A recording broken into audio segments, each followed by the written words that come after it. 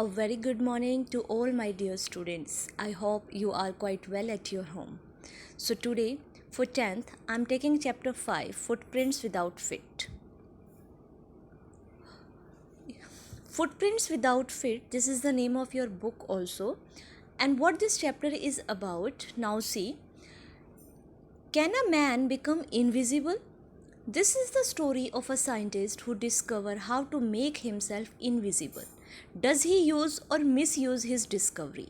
What a great discovery this is, to become invisible, to make human body transparent. So no doubt he was a great scientist, he was a superpower, he was super minded person, but does he use or misuse his discovery? Then what he did of his discovery? So let's see.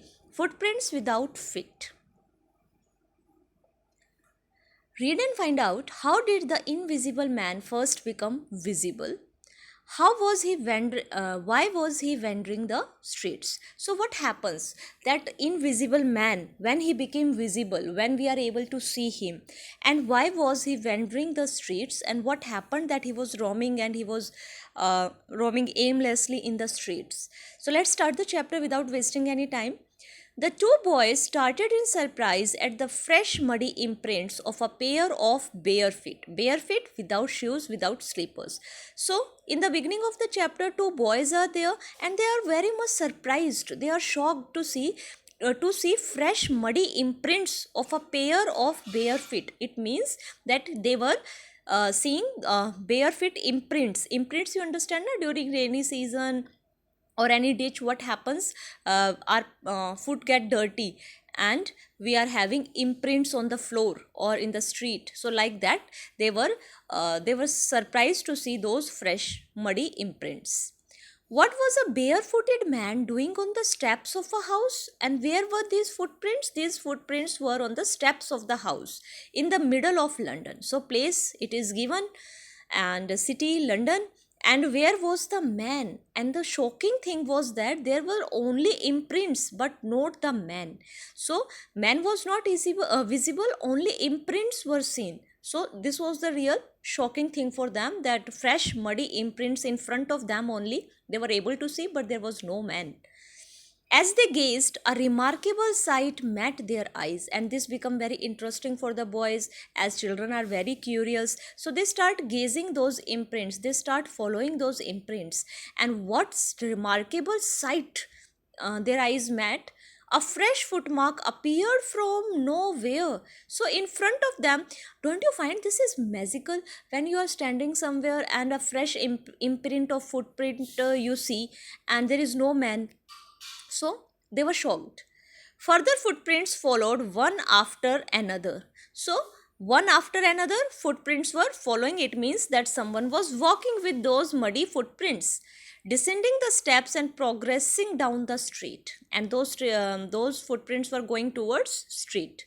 The boys followed, fascinated, attracted, until the muddy impressions became fainter and fainter, lighter and lighter. So they start following those footprints until those footprints becomes fainter and at last disappeared altogether. Why? Because there is a time of these muddy footprints, na? After some time the footprints left the marks. The explanation of the mystery was really simple enough. So now the writer is giving you the explanation why this happened. The confused, bewildered boys had been following a scientist who had just discovered how to make the human body transparent. So the mystery is quite clear, that those boys were following one scientist who had just discovered how to make the human body transparent. Very interesting. You all are student of science, you all are studying physics, you know how we are visible. How we are visible? Because light reflects from our body, and if light passes through our body or passes through anything, then that thing is invisible. So now one scientist is there, and the scientist had discovered how to make human body invisible. This is a great achievement for that man. Griffin, the scientist, so the protagonist, again I am, why I am using this word again and again in every chapter, that instead of central character, please use word protagonist. Protagonist means central character. So Griffin, the scientist, had carried out experiment after experiment to prove that the human body could become invisible. Student, it's not a easy task to make a human body invisible. He might have done many experiments, and he might have failed many time also. So Griffin, he was a scientist, and he carried out experiment after experiment to prove that the human body could become invisible. Finally, he swallowed certain rare drugs. Rare drugs, you can say chemicals.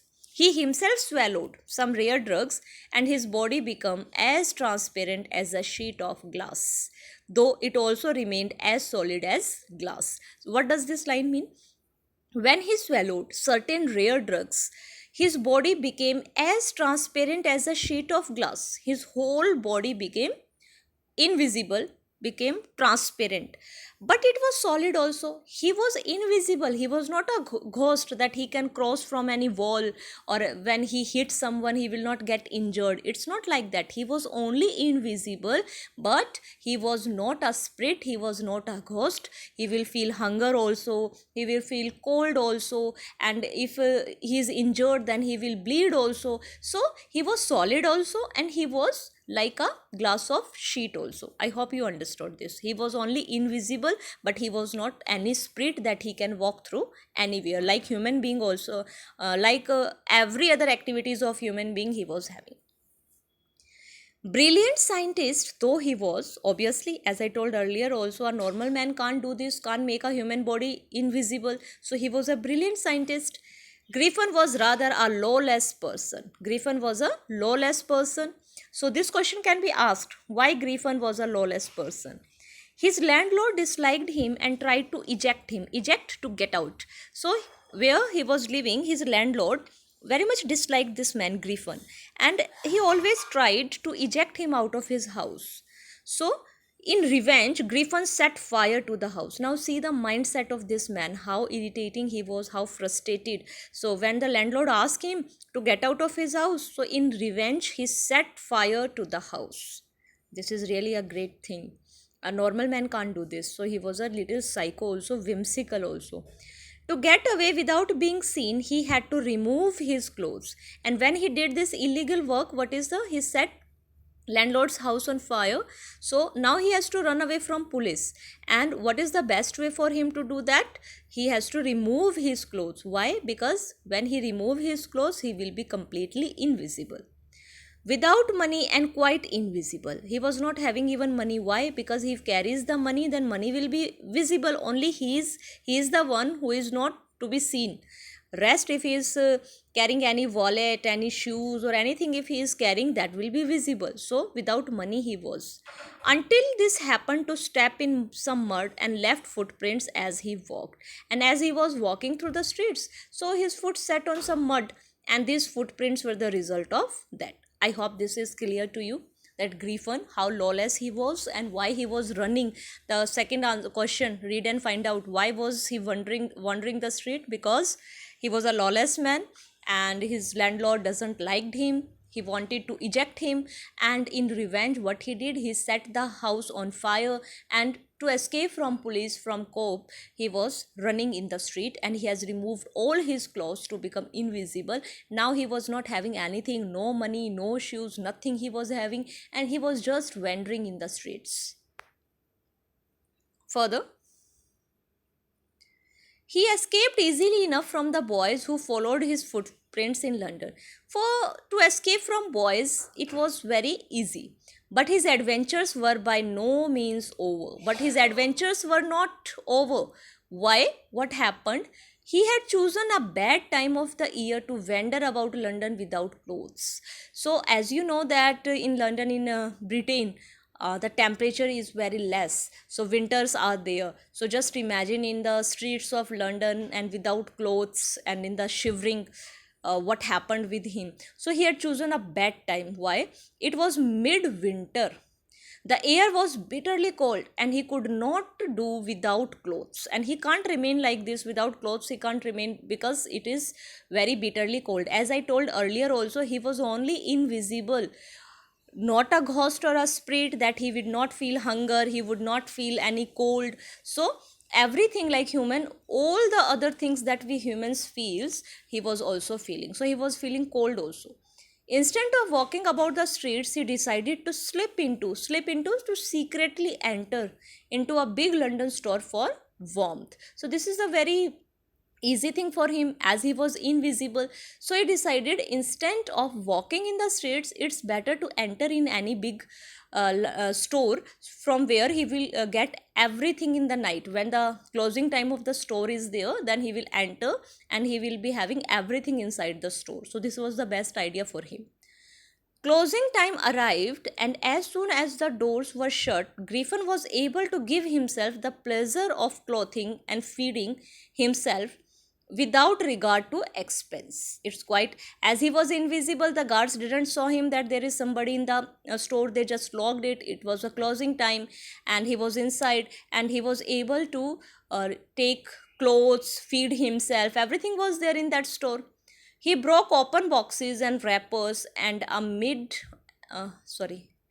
wrappers and fitted himself out with warm clothes. So he wore clothes inside because he was feeling very shivering. Soon with shoes, an overcoat and a wide brimmed hat. You can see in the picture also, overcoat, hat, shoes, everything he was having, he wore that in that store. He became a fully dressed and visible person. Now as he wore these clothes, then now he was very visible, fully dressed. In the kitchen of the restaurant, he found cold meat and coffee, and he followed up the meal with sweets and wines taken from the grocery store. Finally, he settled down to sleep on a pile of quilts. So, he ate whatever he wanted from the store, and finally, after having his fill, after taking full meal, he settled down to sleep on a pile of quilts. So, quilt, why? Because it was midsummer in London and it was literally very shivering outside. So, that's why he decided to sleep. And he was tired also because since morning he was just wandering in the streets without clothes, without food. So now he felt relaxed. If only Griffin had managed to wake up in the good time, all might have been well.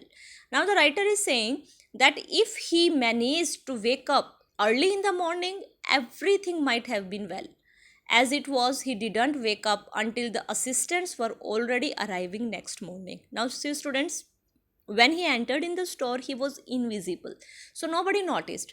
But now he is wearing all the clothes, hat, overcoat, shoes, everything he was having. So now he is visible, and he was sleeping in the store. And in the morning when assistant came, it was a visible person.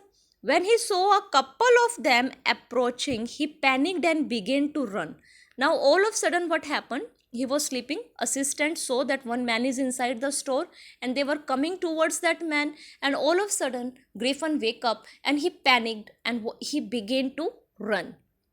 They naturally gave chase. Chase means follow. In the end, he was able to escape only by quickly taking off his newly found cloth. So only one solution he was having to avoid this problem, because if the assistants caught him, or one couple of them were there, so 2-3 men are there, and if they caught him, then they could have he could have been arrested. So now what is the only way? Only way was to remove his clothes. So by running only he did this, as it is seen in the picture. He is running and he is removing his clothes also. So this was the time. This time, sorry, the so once more he found himself invisible but naked in the chill January air. So students, now he is able to escape himself from the assistants, from the people who were running behind him. But what was the another problem? As he removed all his clothes, and it was chill January air, so he was literally shivering. It was the great problem for him. This time he decided to try the stock of a theatrical company in the hope of finding not only clothes but also something that would hide the empty space above his shoulders. So now he entered in a theoretical company. Now he wanted to be visible. Now he wanted to be visible and to hide his identity. So it's okay, he will wear all the clothes and everything, but how he will hide the empty space of his shoulders, and what he will do? So, shivering with cold, he hurried to Drury Lane. Drury Lane is the name of a place, the center of the theatre world. So, he entered there. Now, student, he has to cover each and every part of his body, because if anything remain uncovered, that will look hollow. Either that is eyes, neck, or anything it is. He has to hide everything. He soon found a suitable shop. He found his way invisible upstairs and came out a little later wearing bandages round his forehead, dark glasses, false nose, big bushy side whiskers, and a large hat. So now, what happened? To enter in any to enter in any shop is easy for him. So he entered in a theoretical shop, and from there what he made his way invisible upstairs and came out a little later wearing bandages. Why he was wearing bandages? Because he has to cover his face, and because his eyes, lips, teeth are not seen, as he was invisible, so he has to hide everything, every part of his body. So round his forehead he covered with the bandages. Later you'll see in the picture also. Dark glasses he wore to hide the identity of his eyes. False nose, big bushy side whiskers. Side whiskers is the mustache. I'll give you the example of this Captain Abhinandan. The type of mustache he is having, that is side whiskers. And a large hat he was wearing. To escape without being seen, he carelessly, rudely, hard-heartedly attacked the shopkeeper from behind. Now he attacked the owner of that shop, after which he robbed him of all the money he could find, and he robbed the money. By this way, now Griffin is having a false identity and he is having money also. Now what happened? Eager to get away from crowded London, he took a train to the village of Epping. Now from city to he went to village. Now he is having money. Now he can travel in the train, and he is having clothes also, where he booked 2 rooms at the local inn, a small hotel. So he booked 2 rooms there. The arrival of a stranger at an inn in winter was in any case an unusual event, because obviously there is a season to go for picnic, to go for any tour or trip. So it was a odd time, because in December and January, especially in this Britain, America, heavy snowfall is there, so people usually don't come out of their house. So it was an unusual event. A stranger of such uncommon appearance. Moreover, he was uncommon. Why? Because whole his face was covered with bandages, and it looked like he met with a great accident, and all his face becomes disfigured, and he has covered every part of his body. So he was having uncommon appearance. Set all tongues wagging. All tongues wagging means everybody was talking about that man only. Mrs. Hall, the landlord's wife. Now in this village Epping, where he booked 2 rooms, Mrs. Hall was the landlord's wife, made every effort to be friendly. She was a talkative lady, and she tried her best to be friendly with Griffin. But Griffin had no desire to talk and told her, "My reason for coming to Epping is a desire for solitude to be alone. I don't wish to be disturbed in my work. Besides, an accident has affected my face." Now, what explanation he did? He himself gave the explanation that one accident has affected my face. That's why my whole face is covered with bandages. And I come here only to concentrate on my work. I don't want to be disturbed. Please don't come and talk again and again to me. And what kind of work, students, he wanted to do? He wanted to discover the chemical which make him again visible, invisible to visible. So he need some privacy, he needs some time to do that. Satisfied that her guest was an eccentric scientist, whimsical psycho, and in view of the fact that he had paid her in advance, Mrs. Hall was prepared to excuse his strange habits and irritable temper. As I told, he was not soft spoken, he was very irritating personality. But Mrs. Hall convinced herself that what I have to do with this man, I am paid in advance. So, as she was a greedy lady, and he was having this Griffin was having money that he stole from the theoretical company. He gave her the advance, so she tolerated her strange habits and irritable temper. But the stolen money didn't last long. Obviously, money will be, spent out. And presently, Griffin had to admit that he had no more ready cash. He pretended, however, that he was expecting a check to arrive at any moment. Now, when the money was finished, Mrs. Hall again asked for the fare charges of the rooms. Now he said that I am not having any cash, but yes, one check is to be arrived at any moment. If that check comes, then I'll give you. Shortly afterwards, a curious episode occurred. Now, one more curious thing happened in that village, Epping.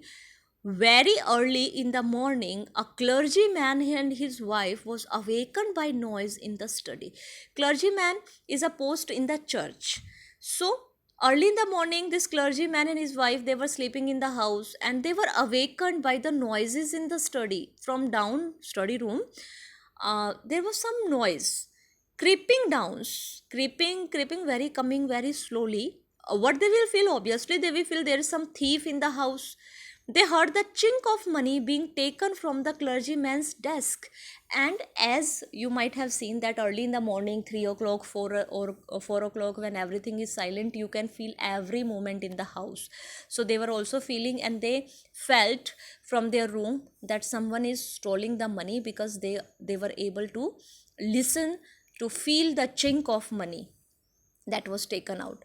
Now, students, you can assume who is stealing all these money. Obviously Griffin, because he has to pay the room rent, but he was not having money, and he made excuse to Mrs. Hall that my check is about to come, whenever it comes I'll give you. And now he has went to clergyman's house to steal some money. Without making any noise and with the poker grasped firmly in his hand, the clergyman flung open the door.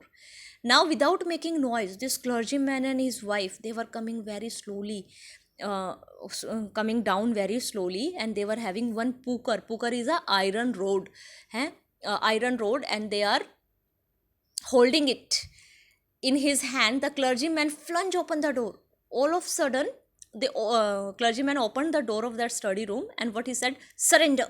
You can imagine this scene, how they have done this.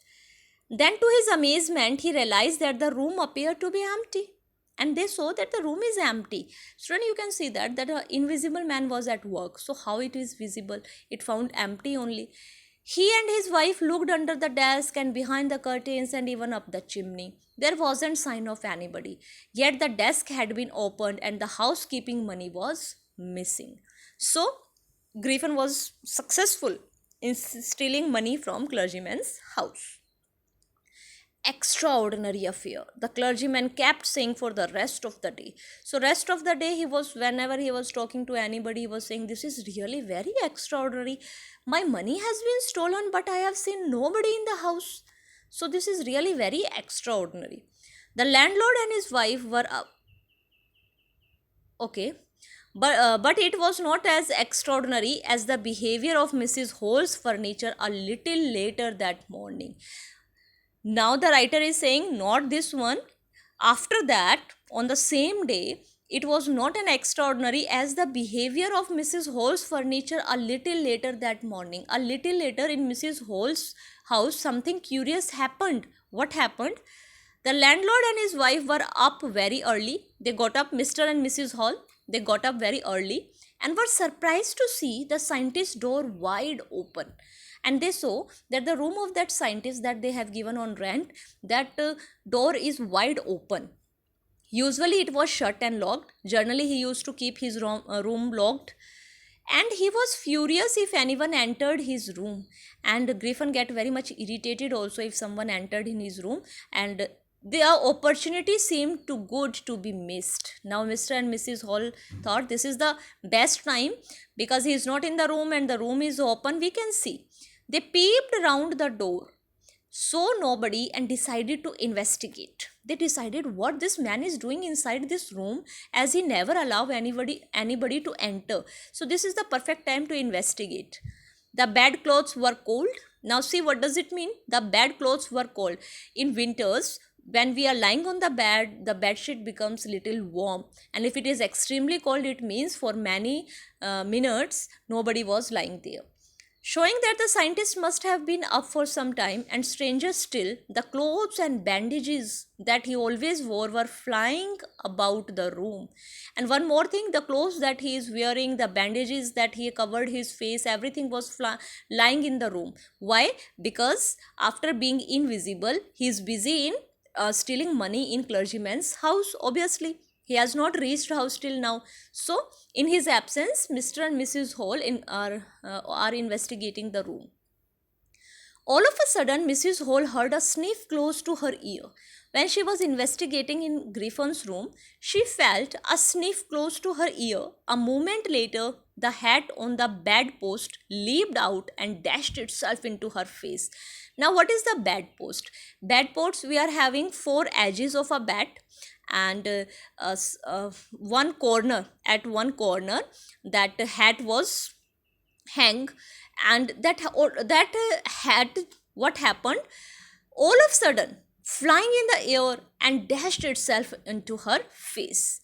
Then the bedroom chair became alive. And the bedroom chair became alive. Why they are using this? Because Griffin has entered the room. He is invisible. He is doing all the activities. But Mr. and Mrs. Hall doesn't know that there is a one invisible man in this room. And what they are seeing, what they are realizing, they are feeling that the furniture become alive. The furniture is itself working and flying like this. But invisible man was doing. What he did? Then the bedroom chair became alive, springing into the air. It charged straight at her, legs foremost. So he threw a chair towards Mrs. Hall, and Mrs. Hall thought that chair itself, being in the air, hit her.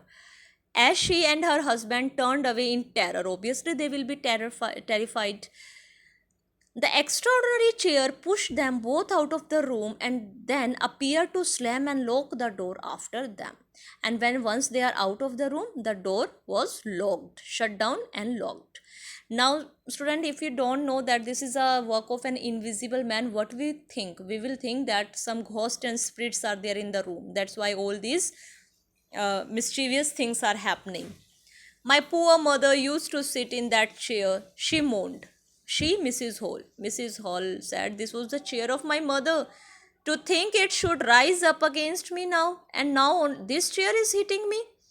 The feeling among the neighbors was that the trouble was caused by witchcraft. As I told, different people are having different opinion. But witchcraft or not, when news of burglary at the clergyman's home became known, the strange scientist was strongly suspected of having had a hand in it. When they get to know the clergyman's house episode, what they think that this may be the hand of this suspected scientist.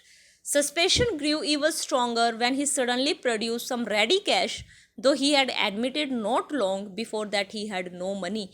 And their suspicion increased when he gave money to landlord. The village constable was secretly sent for. Secretly, they called the constable. Instead of waiting for the constable, Mrs. Hall went to the scientist, who had somehow mysteriously appeared from his empty bedroom. Mrs. Hall has not seen anybody entering in the room, and all of a sudden, invisible man is coming out. So she straight went to him, and what she said, I want to know what you have been doing to my chair upstairs, she demanded. And I want to know how it is you came out of an empty room and how you entered a locked room. We know that the chair by which she was hit was work of invisible man. So she asked many questions to the Griffin, and Griffin, as he was irritating temper he was having, he got annoyed. The scientist was always quick tempered. Now he became furious.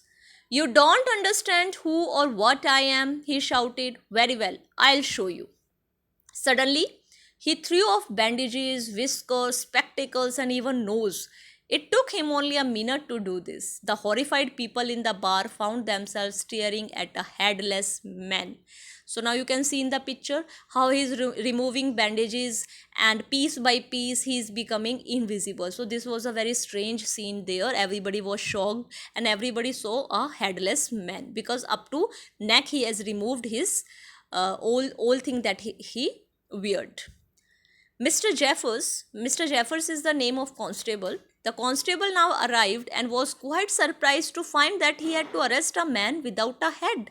And he was shocked that he has to arrest a man who is not having head. But Jaffer was not easily prevented from doing his duty. If a magistrate warrant ordered a person's arrest, then that person had to be arrested with or without his head. Now he convinced himself that I have to arrest this man whether he is having head or not. There followed a remarkable scene as the policeman tried to get hold of a man who was becoming more and more invisible as he threw off one garment after another. Finally, a shot flew into the air, and the constable found himself struggling with someone he could not see at all. So now, Griffin has removed all his clothes and he is quite invisible. Now, this is very difficult for Mr. Jeffers to catch a man who is not visible. Some people tried to help him but found themselves hit by blows that seemed to come from nowhere. So, Griffin was invisible and he was hitting people in different directions. In the end, Jaffer was knocked unconscious as he made a last attempt to hold on to unseen scientist. Now, someone hit him from the back and Mr. Jeffers was unconscious. There were nervous, excited cries of "Hold him!" but this was easier said than done. Griffin had shaken himself free and no one knew where to lay hands on him. As he was invisible, he was able to escape from there and nobody knew from where to hold that man. So this is the chapter Footprints Without Feet. So a man, a great scientist, how he misuses his power.